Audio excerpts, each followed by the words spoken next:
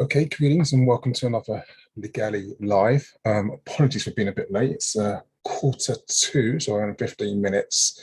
I think I said it was going to be the last one a couple of weeks ago. Leander reminded me that today was our normal date. So I thought I'd give it a quick shot, do a really brief catch up. I haven't had as much time as I'd like to go over all the news that's taken place, but there were a couple of stories I thought that it might be useful to share some information on. So I don't know if this is going out live. It's the first time I've actually broadcast live using Zoom. So it's going from Zoom straight to YouTube. I've not done that before, so hopefully it's working. But you should be able to log in directly through Zoom if you want to chat, or use YouTube for the chat. The Zoom meeting ID is 933-9090-5028. Now I'm sharing my screen, and hopefully that means I can go through the quick, brief slideshow that I prepared, which I can no longer find to move forward on, which is quite ironic. There it is. Okay, so let me go to the next slide and see how that works. So please excuse me if there's any technical issues. This is the first time I've done a live stream using Zoom in this way. So the first story I want to talk about is, well, it's a story that's not being talked about, to be really honest with you. We heard like sort of a week ago now about the crisis that was taking place in Haiti. We now know that some 2,000 people, I don't know if the figure's even higher, actually lost their lives. And, not only was there an earthquake, there was a tornado that followed. And there's just been a complete news whiteout situation. It's just no priority. 2,000 lives extinguished and nothing. Now, the reason why this is a very difficult topic to even talk about is because clearly what's happened is the crisis in Afghanistan is taking the oxygen out from the newsrooms. And this is a really important story, what's going on in Afghanistan. And it's really exposing imperialism, the culpability of the West. And I'm really talking about the US and the UK with their interventionist laws and wars, I should say, laws as opposed to laws. And the damage they have caused. We're seeing the risk of terrorism being reignited across the region, and then that normally leads to being exported to the UK. And one of the worst things I'm finding right now is this discussion about 20,000 migrants coming from Afghanistan being too many. And I think people don't really understand how many people 20,000 is when you compare it to a population of 70 million odd. 20,000 is a tiny, it's a ridiculously small number. It's probably, if you think about a large tennis court, I think like Wimbledon. I mean, I'd have to check, maybe that's 10, 15,000. But we're talking about, fully, occupied tennis court at its height of a final. That's the number of people that we're talking about. And this is something that the country can and should absorb, and actually should absorb more.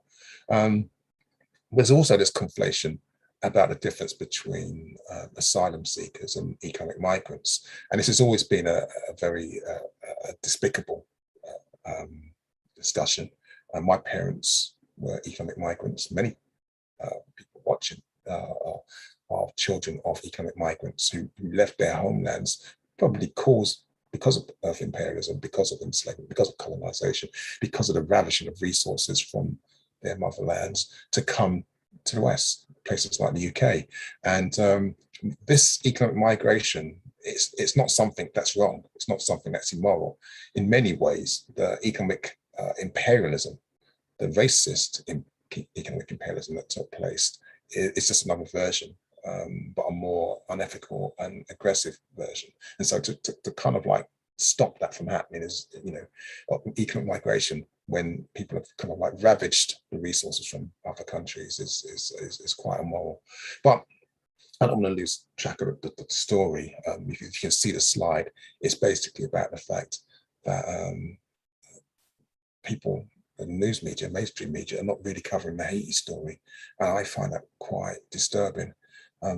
We know that around 10 years ago, when there was the last crisis in Haiti, the whole the whole media sphere was dominated with stories about charities that have been abusing the trust of people in crisis. We heard about illegal adoptions. We heard about people in Humvees and SUVs kind of like never leaving their vehicles and just kind of like taking selfies. I mean, there was, of course, there was a load of people doing some fantastic humanitarian work, but it was quite bad. And the scandals led to many people in places like Oxfam, I think it was one of them, losing their jobs. So this is just something I'll just flag up that we keep our eye out on, is like what's happening in Haiti. We can keep an eye on what's happening in Afghanistan, and rightly so, but we should also keep an eye on what's happening in Haiti. Has that 2,000 deaths number increased? And are there charities that we can donate to in the UK that are grassroots led that can support? And there's a really good point that also needs to be made as well, is that what the Haitians need and what the African people in Haiti need is not so much charity, but it's our solidarity. So your charity is always well and good, but it comes and it goes, and then everyone moves on to the next news story. And in this case, it took less than a week and a half before everyone got bored of the story of 2,000 people in Haiti losing their lives. But what these people really need is solidarity, and that means keeping an eye on the story. Keep asking media organisations, if you work in magazines, asking your editor, what's happening? Can I cover that story? Can you do a follow up on it? Because without that solidarity, without that focus, after the news editors of the mainstream media get bored of what's going on in Afghanistan, they'll just move on to something else. They've already got bored of covering Extinction Rebellion. They'll just move on to the next story, and it leaves like a trail of dead bodies in its wake. I'm going to go to the next story. Remember, like I said, this is I'm hoping it's going out live. This is the first time I've ever done it through Zoom, live streaming. It says it's streaming. It says I'm screen sharing. So hopefully you can hear me. I don't know if it shows my image at the same time as I'm screen sharing or not. If it doesn't, my apologies for that. Let me know, and what I can do is kind of like switch between sharing the screen and then going back to my face if you want to see my ugly face on the screen. So the next slide I'm going to go to is this one, and this is keeping with the international favor for this week. There's this Republican, Dan Patrick, who's made this allegation, it's coded allegation, that because African Americans in Texas are the largest group that remain unvaccinated, they're also the cause of the COVID surge and the spread of COVID. It's complete nonsense, because the big splurge is because Delta's infectiousness. One of the things we have to be clear, and this is one of the things I've always been annoyed about this vaccination now, is there's this lack of understanding that even if you have the vaccine, you can still catch the virus and still spread it. And what happens for many people is that they're unaware that they actually are infected. And so their behavior, because they have the vaccine, is emboldened. It's much more liberal. And so they're more likely to spread in much more places, which is why we're seeing these surges. So when you have this Texan Republican making accusations that it's the cause of African Americans, and African Americans who are aligned to the Democratic Party, what we're seeing here is really this attempt to play politics with people's lives again. And the reason why I thought it was interesting to cover this story, other than the fact that I put together all these stories in the last 15, 20 minutes before I went online, but I did read it beforehand, is simply because this is what's going to come over here. And it's really important that we recognize that those within our community who are not vaccinated will start to shoulder the blame. People will start to point the fingers at them for the rise in infections. And that's going to be a complete no-no, because one of the realities we have to understand is that as schools open up, as universities open up, as children start to intermix in classes, they go home to their parents and outside the gates, that's likely to be the next massive surge. And one of the things that I find extremely disturbing, which has not been spoken about in the media, which is why I'm going to say it here, is that we have seen that there's roughly 100 people dying a day from COVID now. And some people might say, well, that's better than when it was like, a couple of thousand a day. But actually, it's not. What's happened is that someone in government has made a decision that 100 people dying a day is at an acceptable cost to save the economy. And I know it sounds like I'm being melodramatic and I'm trying not to be, but you've really got to think about what that means. What does it mean when you're saying that actually for the luxury of being able to go shopping, we're happy, we accept the fact that 100 people a day are going to die. Sometimes it goes up to 150. My warning flag, if you remember from my early videos when the lockdown was at its peak, was that the moment that the death count comes to 700 a day, then regardless of what the government's saying, you lock down personally. You just don't go out. You just kind of like start being really careful. What's happened is that those infection rates that we're seeing right now are probably as bad, if not worse, than during those times. But because the large majority of adults and those who are vulnerable have been vaccinated, we're not seeing the death counts. What we're not getting reports on, however, is the long COVID. I have friends who have just recovered from COVID, and the age range is ridiculous. We kind of know that we're talking about something like 0.1% of people who are going to pass away if they catch from COVID. I know some people think it's a myth. I'm not going to go into all of that, but that's the reality of the situation. And we also know in that 0.1% that the majority of them are going to be elders. So we're talking about from 60 onwards, perhaps 55 onwards. But generally, the older you are, the more likely you're going to have respiratory failure. And that respiratory failure is what leads to death. So the problem is what we're seeing now is that, well, the good thing that's happening now is because some people are protected from it, people are getting it. I'm talking about elders now, and they're not dying. They might be hospitalized. They might be stuck at home in bed, feeling a bit sluggish, like they've got a flu, but they're surviving, and that's fantastic news.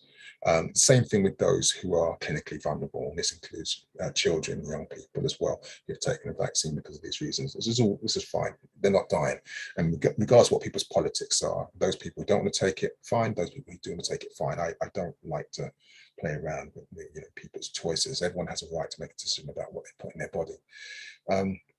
The challenge we have now, however, is that as the vaccine is, or as the virus is going rampant around the UK, and there's a lot of people who have not been vaccinated or haven't had COVID, because the other thing you can actually catch COVID and naturally develop immunity towards it. We have to be mindful that there is a risk that some people who are in the vulnerable category are likely to catch it and pass away. So I'm not going to labor this point now, but I just wanted to cover this story about what's happening in America, because we're seeing how politicians has actually shifted the blame towards minority communities, specifically African communities in America. I don't think it's a stretch to say that that can happen over here, that people will start to say that actually if there's a surge, it's the fault of those who are unvaccinated. And because a lot of those unvaccinated come from African and Asian and other minority ethnic groups, we have a righteous distrust of a governmental system, of a government, and I get that. The healthcare system is another story, but the government definitely. Blaming them is a no-no. The rise is really because of people's behaviours are changing.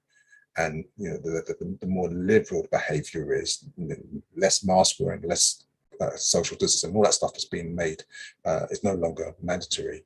That's when we start seeing bigger spreads. And whenever there's a bigger spread of the virus, there's going to be more deaths. I'm maybe going to talk about the incubation risk when virus mutate because so many people are having it.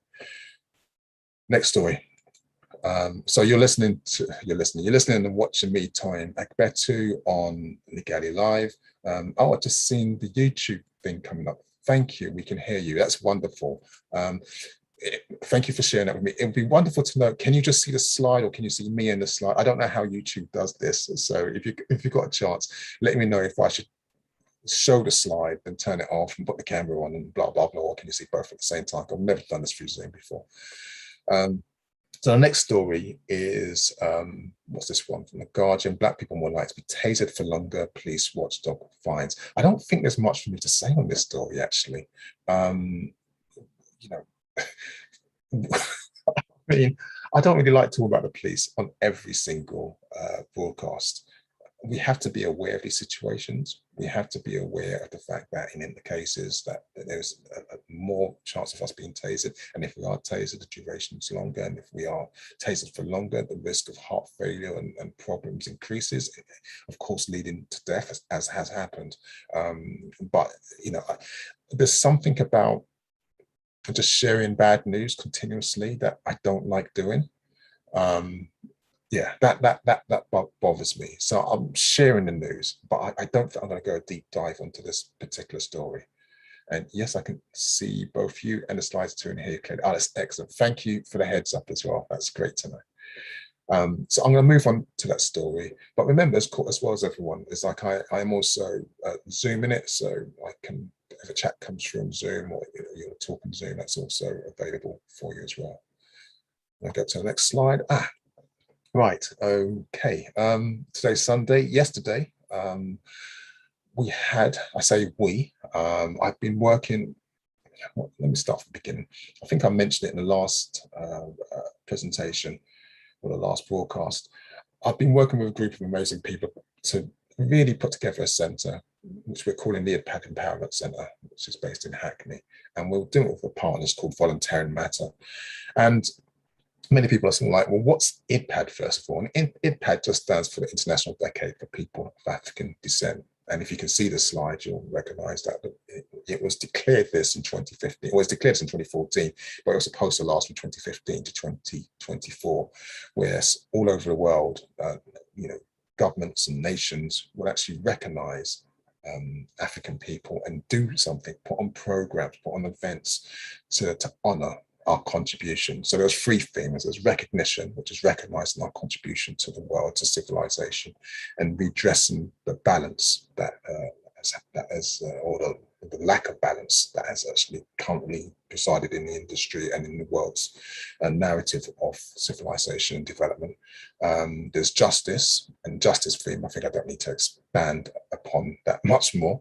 And there's development. We take development in Hackney to mean enterprise. And so those are the themes for IDPAD, those three themes. And the centre that I've been working with since the beginning of this year, in fact, I know it was the ending of last year. I think I've been working with Jake Ferguson from HCVS. There's Vivian Morn from, I've forgotten the name of his organisation, Black Sox.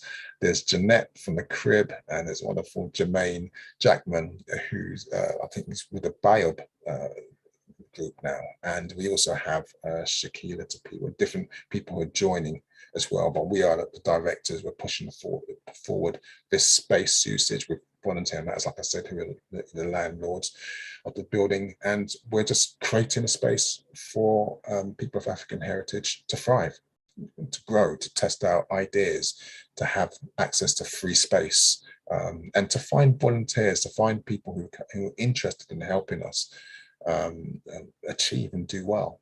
So that's what we did. We launched that yesterday, and that was amazing. It was such a great day. The vibe, the energy of everyone that came through was so uplifting.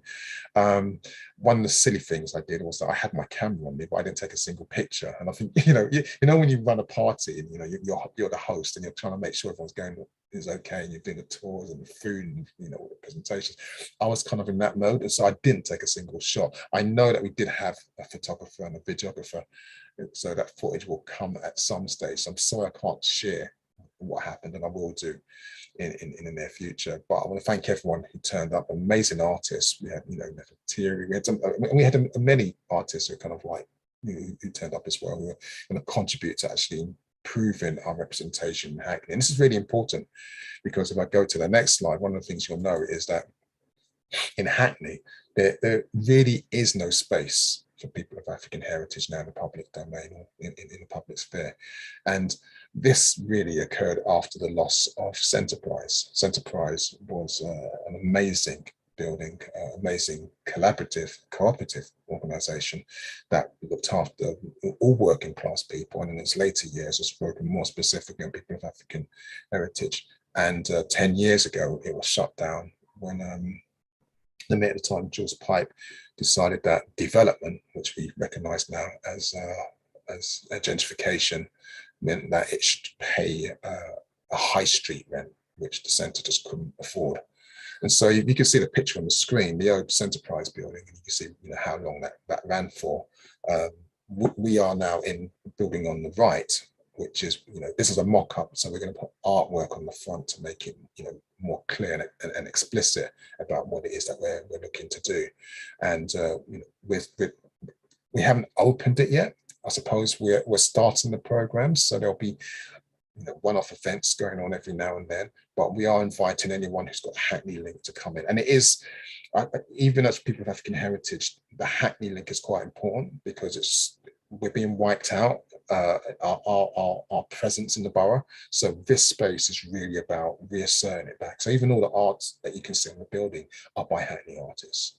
And so that's kind of like what we're looking to do. And I put down our mission there, even though I can see some of the text is covered by the images, but it is to promote and develop a rich contribution of people of African heritage in Hackney, to offer services that utilise a social enterprise ethos so that anyone walking through the doors can learn and develop a new life skill or advice. So we're going to have this knowledge is power program for young people, podcast for elders and disabled people. But ideally, it's to serve as a grassroots, publicly accessible, creative hub. And that's protecting our interests, protecting our ability to actually do well in the world and in this area. So again, that's a bit of waffle, probably sound like a corporate advert, but I just want to say thank you to everyone who turned out. And I'm sorry I haven't got the images and stuff, but I'll share them in due course. Talking about art and creative capabilities, I just saw this story today, literally 5 minutes before I went on, and and it I won't say it triggered me, but it reminded me of why we're running the Impact Centre. And I don't know if you can see the picture on the left. The picture on the left is this is an advert by Panasonic, and they've decided to create this neckwear that for gamers, so they can hear the sound of the vibrates and all this kind of stuff. And in itself, that's not really a big deal. But what's really interesting is if you look at the image on the left, you can see that it's got a picture of what looks like a European male playing games and Photoshop to pterodactyls and dinosaurs in the background. And that should be okay.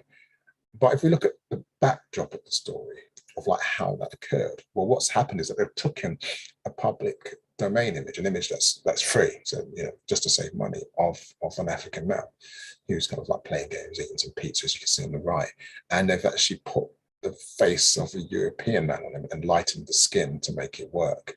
And some people say, well, that's just, some people might think it's just being creative license, that's just somebody just trying to save a few bucks. This is Panasonic, and this is probably kind of like part of the problem that we face that people don't recognize, that for corporations of this size, they shouldn't be doing this kind of work. But what happens, a lot of people and a lot of people in these kind of creative industries, they find it easier, let alone cheaper, to digitally manipulate images than it is actually to employ and work or commission the work from an artist or from a model. And that's quite, I was going to say distasteful, that's probably not harsh enough. There's something that doesn't sit right with me in this particular story. So I don't want to make it into something that it isn't. It is just somebody putting together an advert for part of a major campaign where they've taken the image of a brother and doctored it for their own use. And because it's an image that's free to use, they've done it to save cash, I'm guessing. But I think it talks to a wider trend. Whereas what happens, we don't respect the creative cultural competencies and genius, and even our likenesses, and we don't think it has any worth. And we just kind of like use the tools just to kind of like avoid employing, engaging with, and working with the many talented people of African heritage. So I just thought I'd share that. I just saw that before I went live, and I thought, wow, that was a bit of a stupid thing to do. I didn't know how I was gonna. I knew something was wrong in my head. I just didn't know how to go about it. I think I'm coming close to the end. I think we're almost at half an hour. Thank you for being with me so far. And when we talk about not recognizing our cultural competencies and our ability and our genius, and I say that with every full gusto when I say our creative cultural genius, because we often don't hear enough, but many people know what it is, even though they choose to exploit it without crediting and paying for us. This story was in the Guardian today, and I think it's about the carnival, because today, right now, is the day that we would be, for those of us who still go, would be at the Children's Day, I think, the Family Day of Carnival. And this is the second year in a row where actually Carnival hasn't taken place. I think last year, if I remember correctly, it took place online. But this year certainly hasn't taken place at all. And I suspect that means that tomorrow, which is Bank Holiday Monday, it won't take place. And, some people will think, well, it's a big deal. It's carnival, people party on the street, we can do that for a couple of years. That's no big deal. I think we've got to be careful with that thinking. And I think we've got to be careful if we kind of like just accept this lackadaisy approach towards our cultural events and rituals. I think that there's something dangerous that can occur if we think to ourselves that it's okay to pause a ritual year after year after year because of finance. Um, on the Sankofa Day that just recently passed, when Giselle Lang, the founder, went on stage, one thing she said that really touched me. She said that this event, we've been here every year at Trafalgar Square. Last year with the lockdown, it was difficult, but we make sure that we're here. And that Saturday, it was a beautiful thing. I do have photos, and stupidly enough, I haven't put them on this slide. I do have photos from Saturday, and they were amazing. But she was there. And on the 23rd, there are many events that took place. Even the City Hall event took place. I haven't seen it yet. I think it's now available on YouTube. It came out yesterday. I saw some kind of alert. I haven't watched it myself. I heard that it was okay. Looks like they've learned a lot from our cultural capital. And this is part of the problem. This is part of the fight I'm having with City Hall, whereas they suck all our knowledge about ritual, about libations, about competency, about what we can say, what we can't do, and then they rebrand it as a GLA project and use it for political gain. And people like myself, people like the BCA, like Giselle, all of us who engage in that project, we provide this content, we provide this expertise free of charge, not because we don't value it, but because it's a ritual that's really important to us and we want it to go on. And so when we have politicians then hijacking it and using it, and it looks authentic because it's got our expertise, it's got years and years of expertise inside it, but it hasn't got the real ethos in there, something is wrong. And this is how I feel about the carnival. If we don't recognize that it's important that carnival runs, carnival isn't just pointing in the street. It's not just the annual photograph of the policeman dancing with the skimpily clad sister on the street. It's actually something from a rich tradition, which goes all the way back to Claudia Jones, and I think it's Ronnie Lazare, used this as a way to deal with racism in British society. And even though it was hijacked, and it still has been hijacked, and I think you might have heard the term Europe's greatest street party. These are the sort of things that happens, when these politicians take hold of a sacred ritual that's got a specific function in society, a healing function, and they use it for political gain, and they start looking at ways to exploit it to make money without actually giving back. We lose these things. And so I thought I wanted to, that headline really touched me. We need to have a sense of home. We need to keep the carnival going even without funding. We have to find a way to do it. I've seen another message that's coming. It says, and thank you for sharing the message. It says, the disparity of pay between content creators is also an issue in this space. It needs to be addressed. Yeah, definitely so. One of the things that happened, I think I was just saying that's what's happening with City Hall, with the annual remembrance of enslavement era. People like myself, people like BCA. I mean, just take the BCA, for example, their involvement in this process, in this program with the Mayor of London. If City Hall was to pay the going rate, it'd be thousands of pounds. But all of us who engaged have been doing it because we do it, from our heart. And I think that we've got to stop that exploitation there. We have a duty to say no. I think it was during lockdown on my father's Earth Day, not this one, not this year, but last year, when I woke up with this poem in my head called "Free for Free for No Fee," and I still need to write it into a song or something. But I remember the message was clear: no more free for no fee.